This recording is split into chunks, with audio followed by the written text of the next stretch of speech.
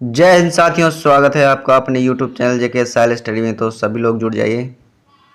आज के current affair में बहुत ही महत्वपूर्ण क्वेश्चन हम देखने वाले हैं, तो चलिए सभी लोग जुड़ जाइए।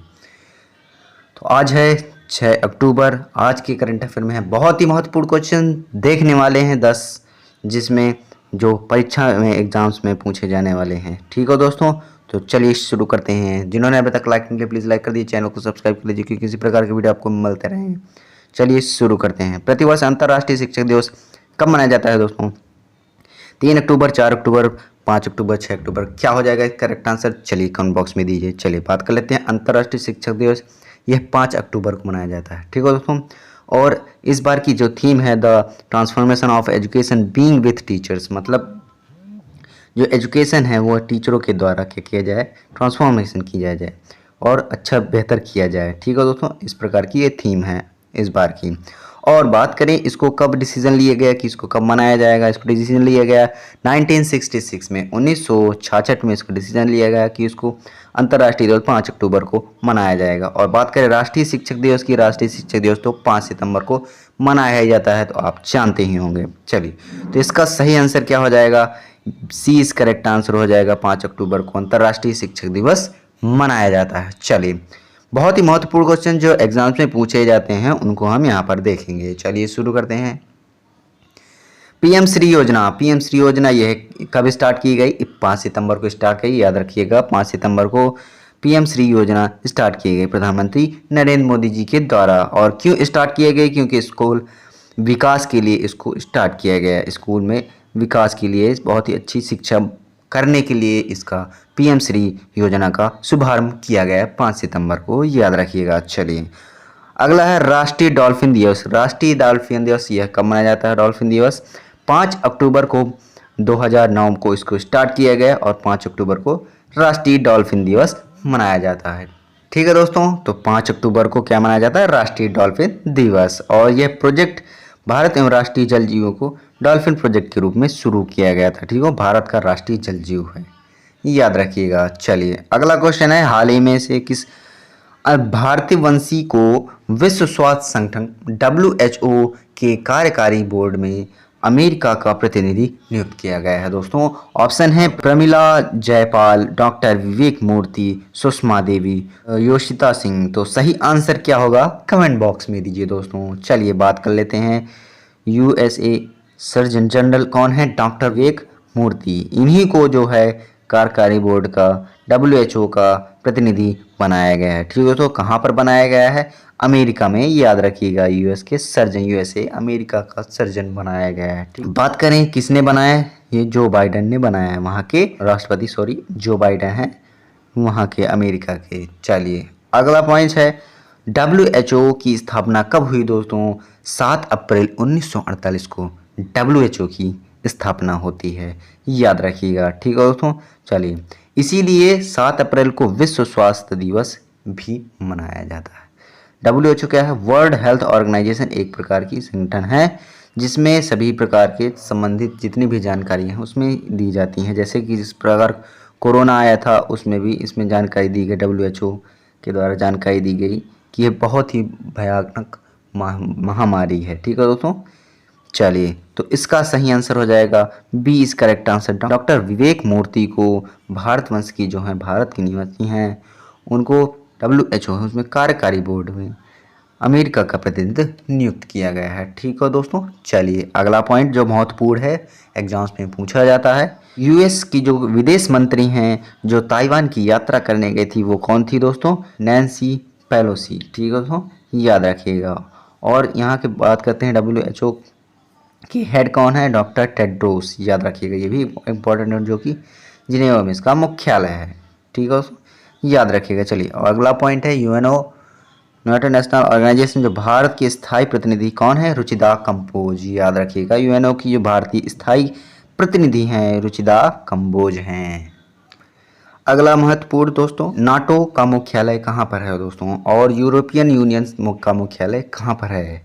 बेल्जियम में है। कहाँ पर है? ब्रुसेल्स, जो कि बेल्जियम में है नाटो का मुख्यालय, और यूरोपियन यूनियन का मुख्यालय है, याद रखिएगा। काफ़ी इंपॉर्टेंट पॉइंट है, आपको एग्जाम्स में मिल सकता है, आप उनको याद रखिएगा। चलिए अगला पॉइंट है WTO वर्ल्ड ट्रेड ऑर्गेनाइजेशन और ILO का मुख्यालय कहाँ पर है दोस्तों? ये है स्विट्जरलैंड जिनेवा में, याद रखिएगा। ठीक है दोस्तों, चलिए UNO का मुख्यालय कहाँ पर है?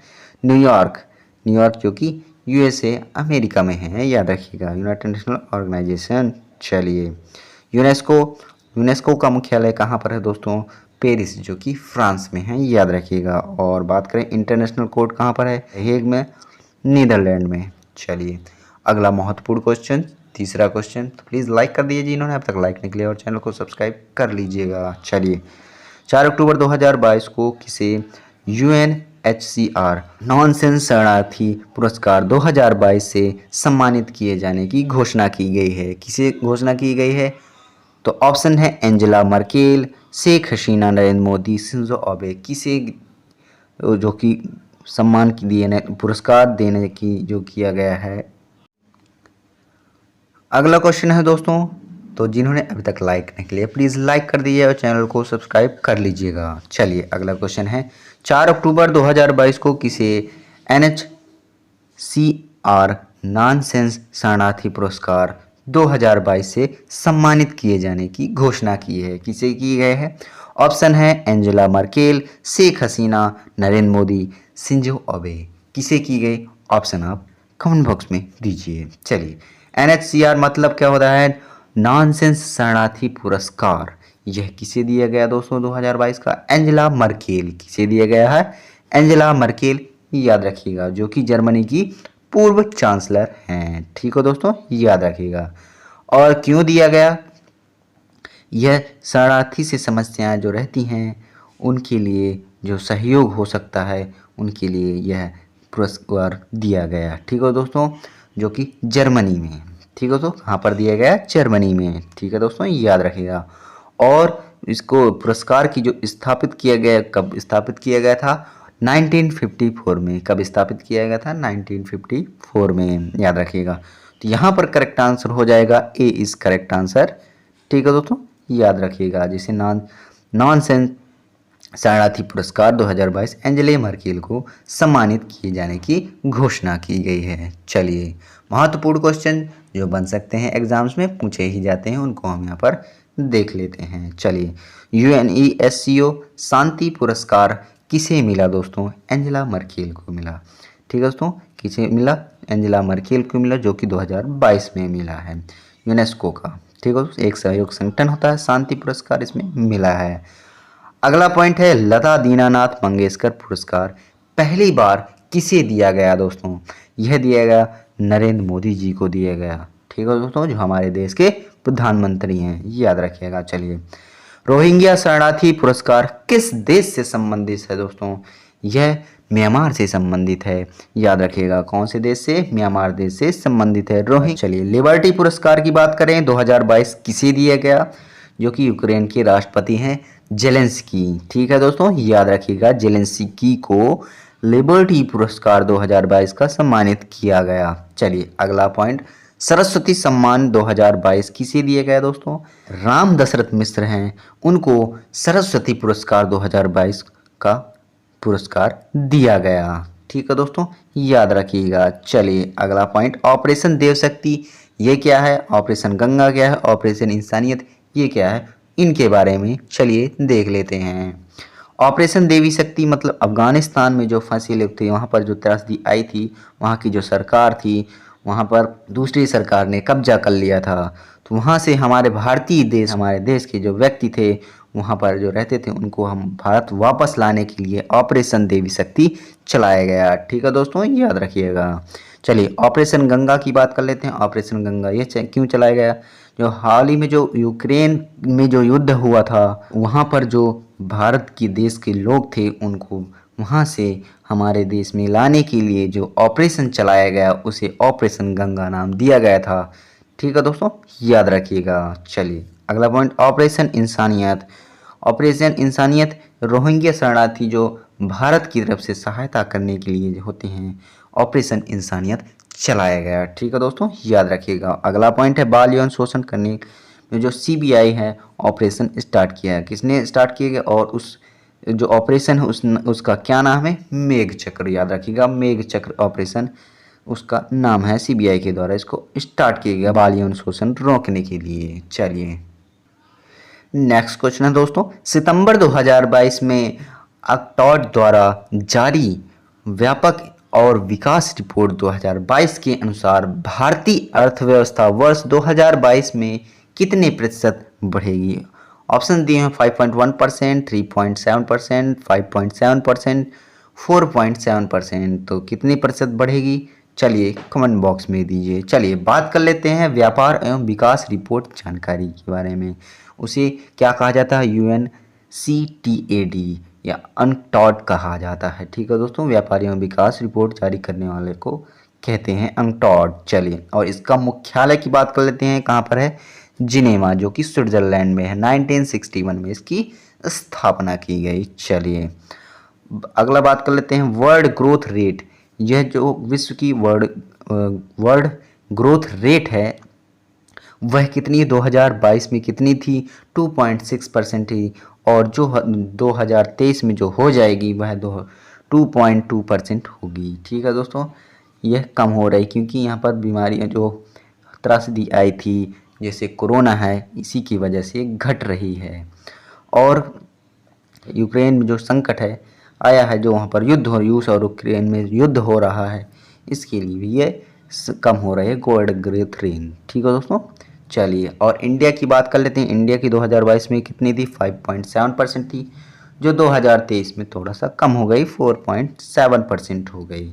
ठीक है दोस्तों, याद रखिएगा। तो यहाँ पर करेक्ट आंसर क्या हो जाएगा?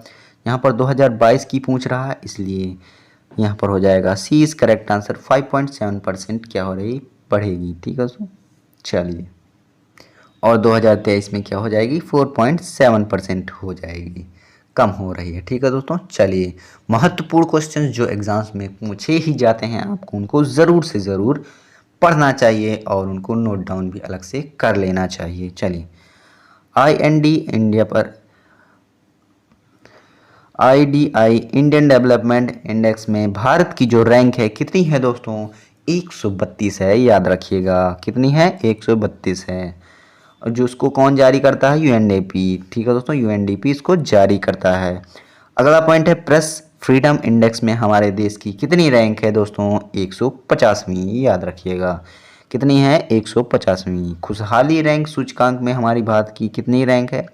खुशहाली सूचकांक में 136वीं रैंक है, ये याद रखिएगा। चलिए निर्यात तैयारी सूचकांक में कौन सा राज्य प्रथम है? गुजरात में है। निर्यात में तैयारी सूचकांक में गुजरात प्रथम स्थान पर है। चलिए और अगला है राज्य खाद्य सुरक्षा सूचकांक में पहले स्थान पर कौन है? तमिलनाडु राज्य में है। ठीक है दोस्तों, राज्य खाद्य सुरक्षा सूचकांक में। चलिए अगला पॉइंट है स्वच्छ सूचकांक में 1 लाख से कम वाले स्थान कौन सा है? पहला स्थान है पंचगढ़ी, जो कि महाराष्ट्र में है। ठीक है दोस्तों, याद रखिएगा। अगला है 1 लाख से अधिक का पूछे तो इंदौर मध्य प्रदेश में है। याद रखिएगा 1 लाख से कम में स्वच्छता सूचकांक 1 लाख से अधिक वाला स्वच्छता सूचकांक में। ठीक है दोस्तों, इंदौर मध्य प्रदेश में है। चलिए अगला पॉइंट है ग्लोबल इकोनॉमिक आउटलुक रिपोर्ट में जारी करती कौन जारी करता है? IMF जारी करता है। इंटरनेशनल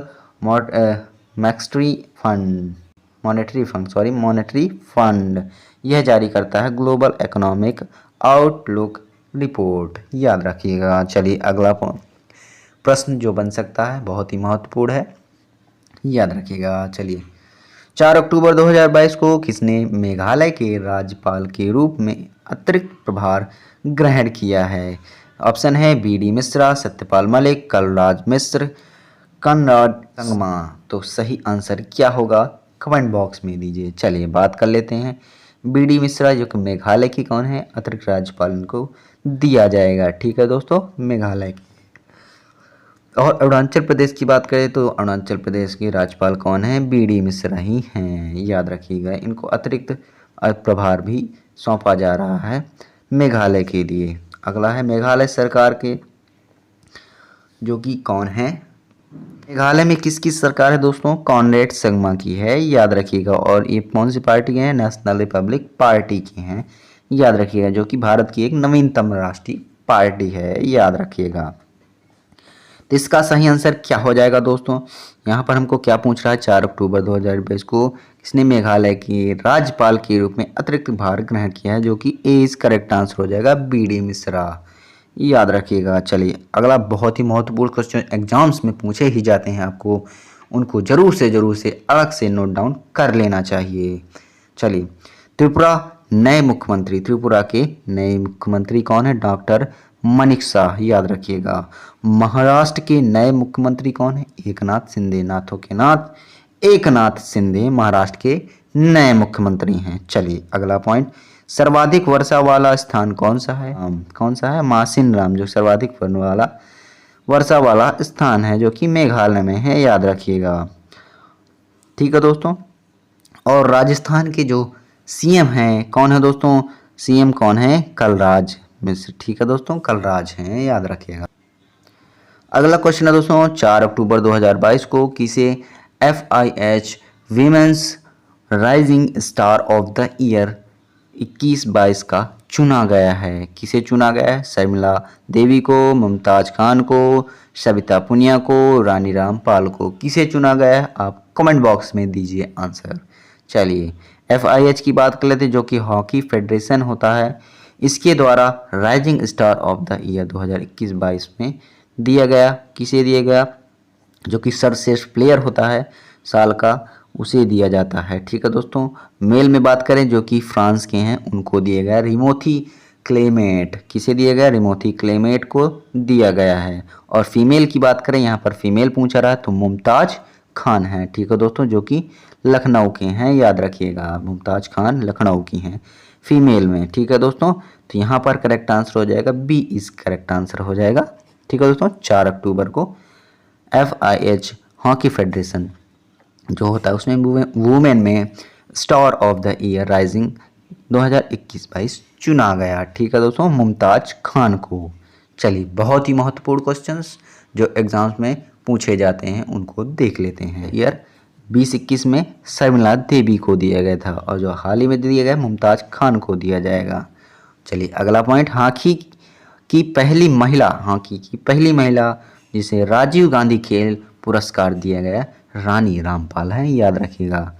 हॉकी की पहली महिला जिन्हें राजीव खेल पुरस्कार दिया गया है। अगला है, हॉकी इंडिया के अध्यक्ष कौन है? दिलीप तिर्की। ठीक है दोस्तों, याद रखिएगा। हॉकी इंडिया के अध्यक्ष हैं। अगला पॉइंट है, world game athlete of the year किसे चुना गया दोस्तों? PR श्रीजेश। याद रखिएगा, world game athlete of the year PR Sreejesh को चुना गया। चलिए अगला, फुटबॉल इंडिया की सर्वश्रेष्ठ प्लेयर कौन है? फुटबॉल के जो इंडियन के सर्वश्रेष्ठ प्लेयर हैं, मेल में कौन है? सुनील छेत्री। याद रखिएगा। और फीमेल की बात करें तो मनीषा कल्याण है। याद रखिएगा, फुटबॉल में जो इंडिया के सर्वश्रेष्ठ प्लेयर हैं। चलिए अगला, टेनिस में अमेरिकन ओपन की कौन है विजेता?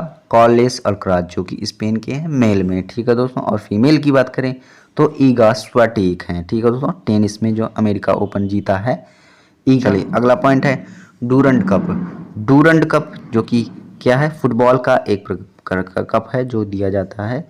बंगलुरु ने जीता है। किसने जीता है? बंगलुरु ने जीता है। अगला पॉइंट है, दिलीप ट्रॉफी, वह किससे संबंधित है? क्रिकेट से संबंधित है, जो कि पश्चिम क्षेत्र को दिया गया है इस बार। थॉमस कप की बात करें, जो कि बैडमिंटन का एक पुरस्कार होता है, जो कि भारत में जीता है इंडोनेशिया को हराकर। ठीक है दोस्तों, याद रखिएगा थॉमस कप। चलिए, वर्ल्ड एथलेटिक चैंपियनशिप ये कहाँ पर होता है दोस्तों, और किसने जीता?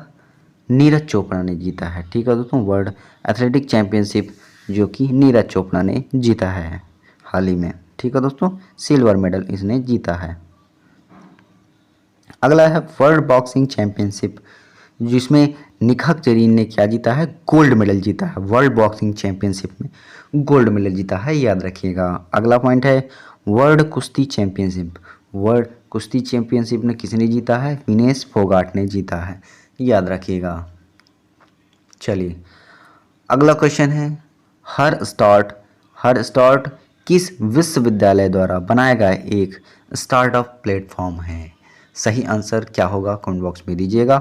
ऑप्शंस आपके सामने, दिल्ली विश्वविद्यालय, मुंबई विश्वविद्यालय, राजस्थान विश्वविद्यालय, गुजरात विश्वविद्यालय सही आंसर क्या होगा। चलिए बात कर लेते हैं हर स्टार्ट। हर से जैसे नाम पता चल रहा है महिला, हर से क्या होता है महिला, और स्टार्ट से होता है नवाचार, मतलब स्टार्टअप किया जाएगा। किसके द्वारा किया जाएगा दोस्तों? द्रौपदी मुर्मू, ठीक है दोस्तों, इनके द्वारा बनाया जाएगा, सॉरी स्टार्ट किया जाएगा। और कहाँ पर स्टार्ट किया जाएगा? गुजरात विश्वविद्यालय इसमें निर्माण होगा, ठीक है दोस्तों। क्यों किया जाएगा? क्योंकि महिलाओं की जो उद्यमशीलता है उनको बढ़ावा देने के लिए, स्टार्टअप के लिए, कुछ भी नए नए कार्य कर सकें, ठीक है दोस्तों। महिलाओं को स्टार्टअप को बढ़ावा देने के लिए मुख्य उद्देश्य इसका रखा गया है। तो यहाँ पर करेक्ट आंसर हो जाएगा कौन से राज्य में? गुजरात विश्वविद्यालय में, ठीक है दोस्तों। स्टार्टअप प्लेटफॉर्म विद्यालय, इस विद्यालय में शुरू किया जाएगा, गुजरात विश्वविद्यालय में, ठीक है दोस्तों। चलिए महत्वपूर्ण प्रश्न जो बन सकते हैं, चलिए उनको देखते हैं। स्केल ऐप, स्केल ऐप किसके द्वारा स्टार्ट किया गया? चमड़ा उद्योग के लिए स्टार्ट किया गया। और किसने स्टार्ट किया? धर्मेंद्र प्रधान, ठीक है दोस्तों, याद रखिएगा। चलिए अगला, WHO ट्रेडिशनल मेडिसिन सेंटर की शुरुआत ये कहाँ पर होती है? जामनगर गुजरात में, ठीक है दोस्तों, याद रखिएगा। WHO की ट्रेडिशनल मेडिसिन सेंटर की शुरुआत हुई है जामनगर गुजरात में। चलिए अगला पॉइंट है राष्ट्रीय खेल जो इस बार हुआ है कौन से क्रम का था? 36वां राष्ट्रीय क्रम, जो कि राष्ट्रीय खेल हुआ 36वां इस बार हुआ था, जो कि कहाँ पर हुआ था? गुजरात में हुआ है राष्ट्रीय खेल का आयोजन। चलिए अगला पॉइंट है सुभाष चंद्र बोस आपदा प्रबंधन पुरस्कार किसे दिया गया? प्रोफेसर विनोद शर्मा, किसे दिया गया? प्रोफेसर विनोद शर्मा, ठीक है दोस्तों। और संस्था की बात करें, संस्था में तो गुजरात को दिया गया है, ठीक है दोस्तों। चलिए अगला क्वेश्चन बहुत ही महत्वपूर्ण है, आप इसको जरूर से जरूर याद रखिएगा। चलिए हाल ही में कौन सा देश दुनिया में चीनी का सबसे बड़ा उत्पादक तथा उपभोक्ता बन गया है? ऑप्शन है कनाडा, ब्राज़ील, भारत, चीन। सही आंसर क्या होगा? कमेंट बॉक्स में दीजिए। चलिए चीनी की बात कर लेते हैं। चीनी जो कि सुक्रोज होता है, टेबल शुगर भी इसे कहा जाता है, ठीक है दोस्तों। और इसका उत्पादक देश कौन है? पहले स्थान पर हमारा भारत देश ही है। और उपभोक्ता की बात करें तो उपभोक्ता भी हमारा भारत देश ही है, क्योंकि हमारे भारत देश की जो जनसंख्या है काफ़ी अधिक है, ठीक है दोस्तों। और निर्यातक कौन है? सेकंड स्थान पर कौन है? निर्यातक में हमारा देश ही सेकंड स्थान पर है, ठीक है दोस्तों। चलिए तो यहाँ पर करेक्ट आंसर क्या हो जाएगा? सी इज करेक्ट आंसर। चीनी में सबसे बड़ा उत्पादक तथा उपभोक्ता देश बन गया है, भारत देश अपना बन गया है, तो सी इज करेक्ट आंसर हो जाएगा। चलिए बहुत ही महत्वपूर्ण क्वेश्चंस जो एग्जाम्स में पूछे जाते हैं उनको हमने यहाँ पर कवर करने की कोशिश की, उनको नोट डाउन कर लीजिएगा। चलिए आपको बताना है गन्ना उत्पादक जो कि विश्व में है सर्वाधिक किसका है? कमेंट बॉक्स में दीजिएगा। और एक और बताइएगा कॉफ़ी में विश्व के अंदर अधिक उत्पादक किसका है? बताइएगा कमेंट बॉक्स में। चलिए बात कर लेते हैं चीनी का कटोरा जो कि किसे कहा जाता है? क्यूबा को कहा जाता है, जिसकी राजधानी क्या है? हवाना है, याद रखिएगा। चीनी का कटोरा कहा जाता है। चलिए अगला है कॉफ़ी बंदरगाह किसे कहा जाता है? सेंटोस जो कि ब्राज़ील में है, पहले स्थान पर है, याद रखिएगा। सब्जियों का उत्पादक सबसे पहला देश कौन सा है? सॉरी सबसे पहला स्थान किसका है हमारे देश में? उत्तर प्रदेश है, याद रखिएगा। सब्जियों में सबसे सर्वाधिक उत्पादक, ठीक है दोस्तों, उत्तर प्रदेश है। ब्लड शुगर किसे कहा जाता है दोस्तों? ग्लूकोज को कहा जाता है। और इसका फॉर्मूला क्या होता है? C6H12O6 होता है, ठीक है दोस्तों, जिसमें मधुमेह होता है। ब्लड शुगर ये होता है, मधुमेह इसमें अधिक हो जाता है, ठीक है दोस्तों। चलिए अगला ब्रेन शुगर जो कि मस्तिष्क का शर्करा किसे कहते हैं? ग्लैक्टोज को कहा जाता है ब्रेन शुगर, ठीक है दोस्तों, याद रखिएगा। चलिए अगला पॉइंट है दुग्ध शर्करा, मिल्क शुगर किसे कहते हैं? लैक्टोज को कहा जाता है, मिल्क शुगर लैक्टोज को कहा जाता है। चलिए अगला फलों की शर्करा, फलों का शर्करा किसे कहते हैं? फ्रक्टोज को कहा जाता है, जो कि प्राकृतिक रूप में सबसे मीठा होता है, ठीक है दोस्तों। ये भी एग्जाम्स में पूछ लेता है कि प्राकृतिक रूप में सबसे मीठा कौन सा होता है? फ्रक्टोज होता है। कौन सा शर्करा होता है? फ्रक्टोज होता है, याद रखिएगा, ये भी एक प्रश्न बन जाता है। चलिए अगला पॉइंट, यूपी ने गंगा उत्पादन में कौन सी योजना शुरू की है? पंचामृत। किसने कौन सी योजना शुरू की है? पंचामृत, गन्ने उत्पादन के लिए, ठीक है दोस्तों, यह योजना शुरू की गई है। चलिए अगला क्वेश्चन है 9वां क्वेश्चन, हाल ही में किसे वर्ष 2022 के लिए 32वें बिहारी पुरस्कार से सम्मानित किए जाने की घोषणा की गई है? ऑप्शन है डॉक्टर माधव हाड़ा, मधु कांकरिया, मोहन कृष्ण बोहर, असगर बजात। तो कौन सा आंसर सही हो जाएगा कमेंट बॉक्स में दीजिए। चलिए, बिहारी पुरस्कार की बात करें तो यह के बिड़ला फाउंडेशन के द्वारा 3 तरह के पुरस्कार इसमें दिए जाते हैं बिड़ला फाउंडेशन के द्वारा, जिसमें बिहारी, सरस्वती और व्यास पुरस्कार होते हैं। ठीक है दोस्तों, तो पहले स्थान पर बिहारी पुरस्कार का ना माधव हाड़ा को दिया गया है। ठीक है दोस्तों, जो कि 32वें नंबर का है। ठीक है दोस्तों, याद रखिएगा 32वें बिहारी पुरस्कार है इस बार का। ठीक है दोस्तों, याद रखिएगा। चलिए, अगला सेकंड जो कि है सरस्वती सम्मान, और तीसरा कौन सा, व्यास पुरस्कार। ठीक है दोस्तों, याद रखिएगा। तो यहाँ पर करेक्ट आंसर हो जाएगा ए इज करेक्ट आंसर हो जाएगा माधव हाड़ा। डॉक्टर माधव हाड़ा को 32वें बिहारी पुरस्कार से सम्मानित किए जाने की घोषणा की गई है। ठीक है दोस्तों, बहुत ही महत्वपूर्ण क्वेश्चन जो एग्जाम्स में पूछे जाते हैं आप उनको देख लेते हैं।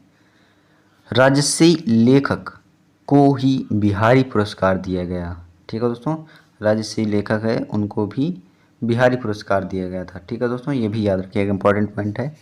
चलिए, सरस्वती सम्मान किसे दिया गया और किस पे दिया गया? राम दशरथ मिश्र को दिया गया। ठीक है दोस्तों, सरस्वती सम्मान जो दिया गया है, और जो कि मैं तो यहाँ हूँ, ये पत्रिका है इनकी, इन्हीं पर इनको दिया गया है। और व्यास सम्मान किसे दिया गया? अस्कर बजात। ठीक है दोस्तों, अस्कर बजात को जो सम्मान दिया गया, व्यास सम्मान दिया गया है। ठीक है दोस्तों, और अंतर्राष्ट्रीय बुकर पुरस्कार ये किसे दिया गया दोस्तों? गीतांजलि श्री। ठीक है दोस्तों, और इनकी कौन सी पत्रिका? रेत की समाधि। इन पर इनको जो अंतर्राष्ट्रीय पुरस्कार दिया गया है, गीतांजलि श्री। ठीक है दोस्तों, चलिए अगला रामानुजन पुरस्कार जो कि 2022 में दिया गया, नीना गुप्ता को दिया गया। ठीक है दोस्तों, मैथ के क्षेत्र में रामानुजन पुरस्कार दिया जाता है। चलिए अगला साहित्य अकादमी पुरस्कार जो कि हिंदी भाषा का पुरस्कार है, जिसे किसे दिया गया? दया प्रकाश को, जो कि सम्राट अशोक इनकी पुस्तक है उसको लिए दिया गया इनको। चलिए, युवा पुरस्कार जो कि हिंदी भाषा में दिया गया, भगवंत अनमोल को दिया गया। किसे दिया गया युवा पुरस्कार? हिंदी भाषा में, जो कि भगवंत अनमोल को दिया गया। ठीक है दोस्तों, चलिए बहुत ही महत्वपूर्ण क्वेश्चन थे, इनको आप याद रखिएगा, नोट डाउन कर लीजिएगा अलग से। लास्ट क्वेश्चन है, तो प्लीज़ जिन्होंने अभी तक लाइक नहीं किया प्लीज़ लाइक कर दीजिएगा और चैनल को सब्सक्राइब जरूर कर लीजिएगा, क्योंकि इसी प्रकार की वीडियो आपको मिलते रहेंगे। चलिए, लास्ट क्वेश्चन है, रसायन विज्ञान में नोबेल पुरस्कार 2022 में किसी एक को नहीं दिया गया दोस्तों? किसे नहीं दिया गया? ऑप्शंस हैं आर बेर्टोजी, मार्टिन मेंडल, के बेरी, शॉर्पलेस, डेविड मैकमिलन। किसे दिया गया? किसे, सॉरी यहाँ पर पूछा गया किसे नहीं दिया गया। चलिए बात कर लेते हैं मेडिसिन में, जो अभी हाल ही में जो दिया गया है मेडिसिन के क्षेत्र में, किसे दिया गया? स्वांते पाब्यो। किसे दिया गया? स्वांते पाब्यो को दिया गया। मैंने इसकी ट्रिक भी बता कर रखी है, कैसे उसको याद रखना है? पाब्यो, BIO से पढ़ेंगे, ब्यो पाब्यो, तो ऐसे आप किसको याद कर सकते हैं। ठीक है दोस्तों, मेडिसिन क्षेत्र में, बायो किस में होता है? मेडिकल में ही होता है, इसलिए बायो ऐसे याद कर सकते हैं। किसे दिया गया? Svante पाब्यो sorry. ठीक है, तो और फिजिक्स के क्षेत्र में जो अभी दिया गया है, किसे दिया गया? अगर एलियन क्लोज आते हैं। ठीक है दोस्तों, ये इसकी ट्रिक थी, मैंने बताई थी। ठीक है दोस्तों, याद रखिएगा। और रसायन शास्त्र में, उसमें आपको ऐसे याद रखेंगे, रसायन शास्त्र में पुरस्कार, नोबेल पुरस्कार किसे दिए गए इस बार, उसकी ट्रिक भी देखिए। मेंडल का बेटा बड़ा शार्प था। ठीक है दोस्तों, तो कैसे याद रखेंगे? मेंडल मतलब मॉर्ट मेंडल। ठीक है दोस्तों, और बेटा वैसे होगा बेर्टोजी। ठीक है दोस्तों, बेर्टोजी, और शार्प से हो जाएगा बेरी शार्पलेस। ठीक है दोस्तों, और सेल प्लस को सेकेंड बार दिया गया, पहली बार इनको 2001 में भी दिया गया था रसायन शास्त्र में। ठीक है दोस्तों, और किस लिए दिया गया था? क्योंकि क्लिक रसायन शास्त्र में इनको बढ़ावा दिया गया था। ठीक है, जिसमें DNA मैपिंग, फार्मास्यूटिकल इसी तरह के अंदर में दिया गया है। ठीक है दोस्तों, याद रखिएगा। तो इसकी ट्रिक क्या है? मेंडल का बेटा बड़ा शार्प था। ठीक है दोस्तों, याद रखिएगा।